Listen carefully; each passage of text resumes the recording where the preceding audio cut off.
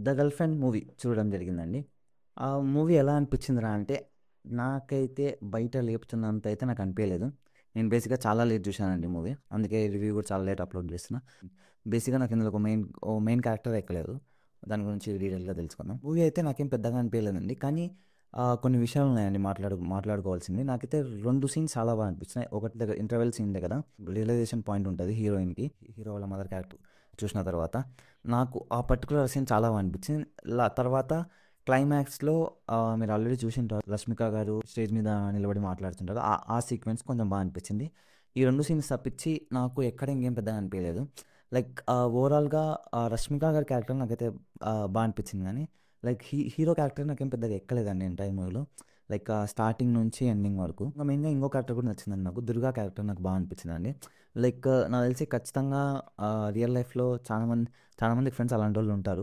ఏమైనా జరుగుతుంటే కళ్ళు తెరిపిస్తారంటారు కదా! అలాంటోళ్ళు ఖచ్చితంగా ఉంటారు ఎవరో ఒకరు. నాకు మూవీ చూసినాక ఏమనిపించిందంటే ఇలాంటి టాక్సిక్ రిలేషన్స్ చాలా ఉంటాయి. బట్ మరీ మూవీలో చూపించినంత ఇంత దారుణంగా అయితే ఉండదనిపించింది. లైక్ ఎలా అంటే పర్టిక్యులర్‌గా నాకు 2 సీన్స్‌లో మరింత దారుణంగా ఉండదనిపించింది. ఒకటి వచ్చేసి వాళ్ళ ఫాదర్ దగ్గర. హీరో గారు వాళ్ళ ఫాదర్‌కి కనీసం రెస్పెక్ట్ కూడా ఇయ్యరు. లైక్ కొట్టడానికి వెళ్తుంటారు ఆ సీన్‌లో. నాకెందుకో అసలు నాకు అది అసలు ఎక్కలేదు ఆ పాయింటే. అసలు ఎలా అంటే ఇప్పుడు మీరు ఒక అమ్మాయిని లవ్ చేసింటారనుకోండి. వాళ్ళ ఫాదర్ వస్తే ఖచ్చితంగా రెస్పెక్ట్ ఇస్తారు. మీకెంత ఈగో ఉన్నా, ఏమున్నా ఖచ్చితంగా అయితే రెస్పెక్ట్ ఇయ్యాల్సిందే. లేకపోతే అసలు నన్నడిగితే దానికి వాల్యూ లేనట్టే అండి. విక్రమ్ క్యారెక్టర్ అండి హీరో క్యారెక్టర్. హీరో క్యారెక్టర్ నాకు పెద్దగా అసలు ఎక్కడ ఎక్కలేదండి.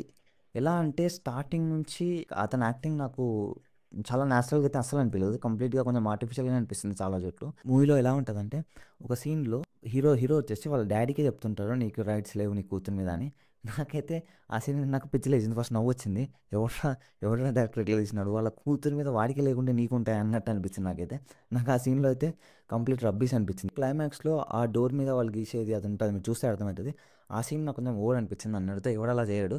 ఆహ్, అవైతే చేయరు గానీ చెప్పుకొనైతే తిరుగుతాడు. నాతో తను ఇలా స్పెండ్ చేసిందని. ఇలా కొంతమంది ఉంటారు కదా! చెప్పుకొని తిరిగేవాళ్ళు. బ్రేకప్ అయిపోయినాక కంప్లీట్‌గా కొంతమంది బాయ్స్ అయితే గర్ల్స్‌ని బ్యాట్ చేస్తుంటారు. అది కామన్ చాలా చోట్ల చూసుంటారు నాకు తెలిసి. అదైతే నిజమండి.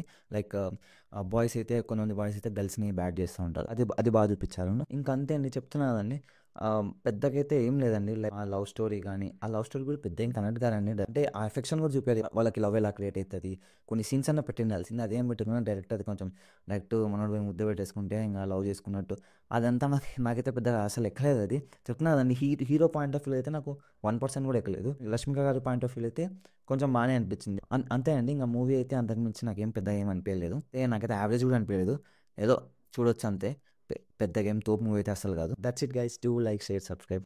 Thanks for watching the video. Tata. By by.